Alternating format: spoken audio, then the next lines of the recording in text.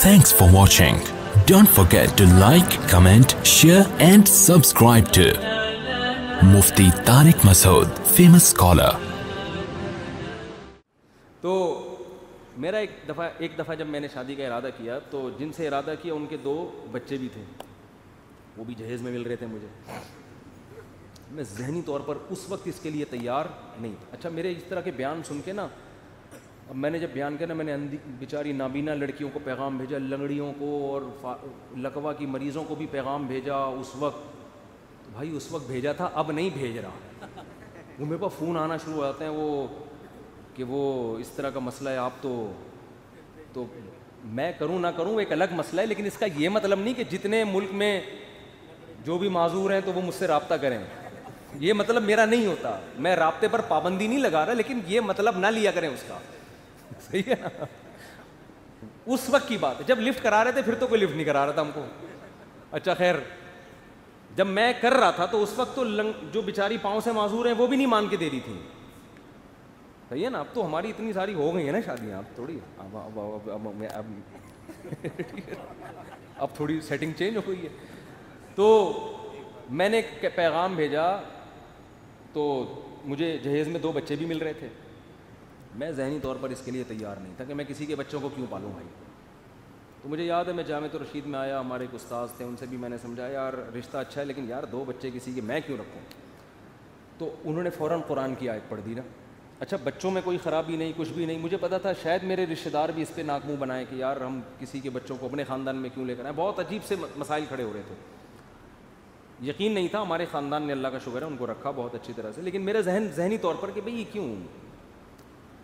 تو مجھے وہ قرآن کی آیت ہمارے ایک استاذ نے پڑھ کے سنائی. بعض آیتیں آپ صبح شام پڑھتے ہیں لیکن مستحضر نہیں ہوتی. وہ آیت یہ پڑھی انہوں نے, وَرَبَائِبُكُمُ اللَّاتِي فِي حُجُورِكُم مِّن نِّسَائِكُمُ اللَّاتِي دَخَلْتُم بِهِنَّ. بہت دلچسپ واقعہ ہے کہ اللہ نے قرآن میں فرمایا تم پر تمہاری مائیں حرام, ان سے نکاح نہیں کر سکتے, تمہاری بیٹیاں حرام, تمہاری بہنیں حرام, دودھ شریک بہنیں حرام. یہ سب رشتوں کا نام لیے. پھپھی سے نکاح نہیں, خالہ سے نکاح نہیں, اور ان سوتیلی بیٹیوں سے بھی نکاح نہیں کر سکتے جو تمہاری گود میں پلتی ہیں. آئی بات سمجھ؟ اب میں بہت عرصے سے حیران ہوتا تھا کہ بھئی سوتیلی بیٹی تو گود میں پلے نہ پلے, نکاح بہرحال اس سے کیا ہے, حرام ہے نا.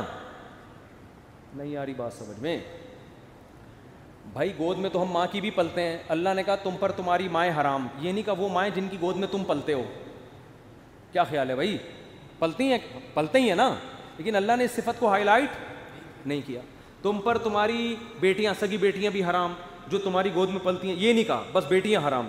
بہنیں حرام جن کے ساتھ تم ایک گود میں پلتے ہو, یہ نہیں کہا بس تمہاری بہنیں حرام.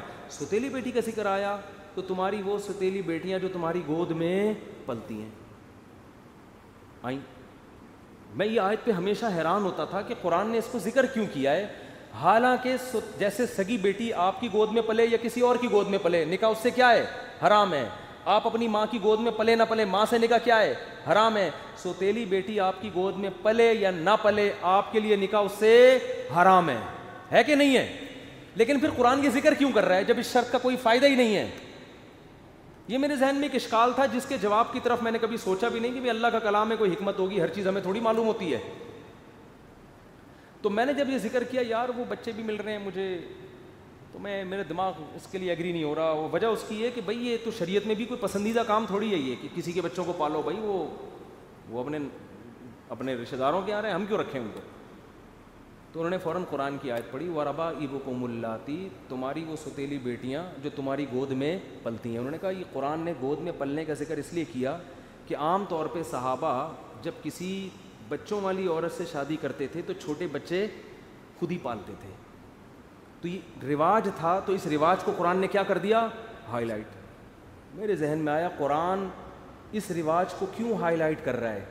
اس رواج کو ہائی لائٹ نہیں کر رہا, سگی ماؤں کی گود میں بھی تو پلتے تھے لوگ, سگی بیٹیوں کو بھی تو صحابہ گود میں پالتے تھے, ان کا ذکر نہیں کر رہا. اس صفت کو ہائی لائٹ اس لیے کر رہا ہے, اللہ کو پتا ہے کہ سگی بیٹیاں ہمیشہ گودوں میں ہی پلیں گی باپ کے, اور آپ ہمیشہ اپنی ماں کی گودوں میں پلو گے. ایک دور آنے والا ہے کہ سوتیلی بیٹی کو کوئی گود میں پالنے کے لیے تیار نہیں ہوگا. اس لیے اللہ نے اس صفت کو ہائی لائٹ کر دیا کہ تمہاری وہ سوتیلی بیٹیاں جو تمہاری گود میں پلی ہوں, میں نے کہا قرآن سے دلیل مل گئی, میرے الفاظ تھے, میں نے کہا کسی کا باپ مجھے اس نکاح سے روک کے دکھائے, ایسی کی تیسی.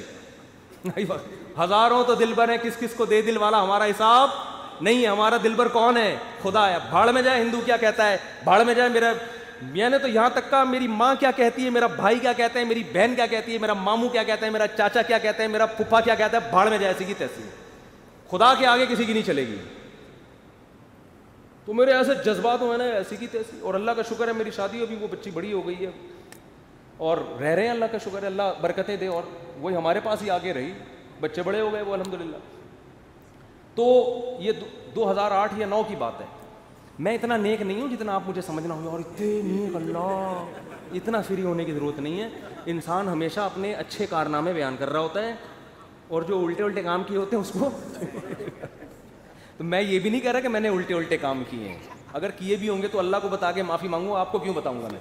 میرا مطلب زیادہ فری ہونے کی ضرورت نہیں ہے کہ آپ وہ جوش میں آ گئے, ارے مفتی صاحب. وہ بہت لوگ, بندے کو تباہ پبلک کرتی ہے. انسان کو اپنے عیب پتہ ہوتے ہیں, لیکن جب لوگ اس کی تعریفیں کرتے ہیں نا تو انسان اپنے عیب بھول جاتے ہیں. انسان کہتے ہیں یہ صحیح کہہ رہا ہے, اصل میں تو میں یہ ہے جو میں ہوں, اور یہ بگاڑتے ہیں, برباد کر دیتے ہیں. تو اس لیے زیادہ, ہر آدمی کی زندگی میں کچھ برے اعمال کچھ اچھے اعمال ہوتے ہیں, لیکن بتانے کا میرا مقصد یہ ہے کہ اسلام نے ہم میں کتنا کانفیڈنس پیدا کر دیا, کتنا کانفیڈنس کہ یار اب ہمیں سند مل گئی, بھائی ٹھیک ہے, بڑھ میں جائے, پبلک کیا کہہ رہی ہے. ہاں آپ کے دوسرے مسائل ہوں تو ایک الگ بات ہے. اب یہ نہیں کہ ایک دم یہ شروع کر دیں, میرے سے مشورہ پہلے لے لیں. بعض دفعہ نہیں ایڈجسٹ ہو پاتی, بعض دفعہ نخرے ہوتے ہیں, بعض دفعہ اور لینے کے دینے بھی پڑ سکتے ہیں اس میں. وہ جیسے دوسری شادی کی اسلام نے ترغیب دی ہے, لیکن یہ تو نہیں کہ جہاں چاہے اٹھا کے کر لو. تو آپ میں حوصلہ ہے نہیں ہے, پھر اس کے سائڈ افیکٹ برداشت کر سکتی, تو سب چیزیں دیکھنی پڑتی ہیں نا. تو میں یہ بتا رہا ہوں کہ اسلام آپ کی ٹینشن کو کیا کر دیتا ہے, ختم. تو بس اللہ کے لیے یار. تو اس نے اتنی اس آیت نے مجھ میں کیا پیدا کر دیا, کانفیڈنس. میری اپنی بچی کی شادی میں نے بہت کم عمری میں کی ہے, بالغ ہوتے ہی رشتہ آ گیا تھا. اور بعض لوگوں نے کہا یہ کیا ہو رہا ہے, میں نے کہا بھائی رشتہ بھی ٹھیک ہے, کوئی مجھے سائڈ افیکٹ بھی نہیں لگ رہا اس کا, اللہ کہہ رہا ہے جلدی کرو, بھاڑ میں جائے. محلے والے کیا کہہ رہے ہیں, بھاڑ میں جائے, یہ بھاڑ میں جائے گا تو یاد رکھ لیں. وہ کیا کہہ رہا ہے, فلانا کیا کہہ رہا ہے, ڈمکانا کیا, بھائی اللہ نے حکم دیا. ہاں بچی سے پوچھ لو, اس پہ زبردستی نہ ڈالو, کوئی اگلا نہ راضی ہو تو پھر تو اللہ ہی کہہ رہا ہے پھر نہیں کرو. یہاں بھی اللہ نے 2 اور 2 4 کی طرح ہمیں کیا کر دیا, اللہ کہہ رہا ہے بھائی اگلا خوش نہیں ہے پھر نہیں کر سکتے آپ, پھر زبردستی نہیں ہے. ماں باپ اللہ کو نہیں مان رہے آج کل, لہذا ساری سیٹنگ کیا ہوئی ہے, آؤٹ. اپنے بیٹے پہ دباؤ ڈال کے یہاں کرے گا, تیرا باپ بھی شادی یہاں کرے گا. میں اس باپ سے کہتا ہوں آپ بیٹے کو فورس نہیں کر سکتے, یہ الاؤ ہی نہیں ہے. اب یہ ٹینشن باپ کی خود کی پالی ہوئی ہے نا, کیا خیال ہے کہ یہاں کیوں کر رہا ہے وہاں کیوں نہیں کر رہا, یہ ٹینشن باپ کی خود کی پالی ہوئی ہے نا. اگر اس کو پتا ہو بھائی مجھے اللہ نے بیٹے پر اتنا کنٹرول نہیں دیا ہے کہ گن پوائنٹ پہ میں کرا دوں, باپ ٹینشن ہی نہیں لے گا. بھائی اللہ نے حکم دیا, بھائی اللہ نے منع کر دیا تو کیا کریں. نیچے لوگوں نے نا کمنٹس کیے ہوتے ہیں, مجھے بعض لوگوں نے مرشد نام رکھا ہوا میرا, وہی مرشد نے کہہ دیا اب تو ہم کریں گے. تو کچھ لوگ مجھے مرشد مانتے ہیں, پیر مرشد مانتے ہیں نا بعض لوگ, کچھ عقیدت میں ہیں, وہ مرشد نے بول دیا بس اب کیا ہے, اپ سائڈ ہے بس. تو بعض لوگوں کے پیر ہوتے ہیں وہ کہتے ہیں پیر صاحب نے کہہ دیا, تو بھائی اصل ہمارا پیر کون ہے, اللہ. اللہ نے کہہ دیا جاؤ بھائی تمہاری ایسی کی تیسی, یار ہمارے لیے تو مسئلہ کیا ہے. پھر لوگ ملامت کریں گے تو اور خوشی ہوگی. اللہ کہہ رہا ہوگا میری خاطر تو ٹینشن لے رہا ہے بھائی, ثواب ڈبل ہو رہا ہے آپ کا. تو اسلام کے علاوہ بھائی ہمارے پاس کوئی آپشن نہیں ہے, مجبور ہیں. کوئی ہم سے غیر مسلم پوچھتا ہے نا کیوں اسلام ہے, بھائی ہے ہی نہیں یار, تم بتاؤ کیسے چلے پھر زندگی, تم بتاؤ نا. تمہارے پاس تو کوئی پیپر ہی نہیں ہے, ایگزامینیشن ہال میں بیٹھ کے میں کیا پکوڑے کھاؤں, یہاں کیا کروں بیٹھ کے.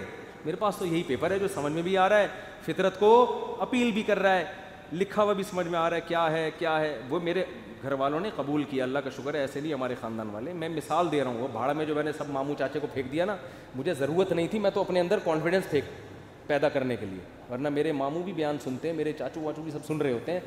واپس آ جائیں بھاڑ سے آپ سب لوگ. میں نے صرف فار ایگزامپل بھاڑ میں بھیجا ہے سب کو, یہ صرف فار ایگزامپل تھا, واپس آ جائیں.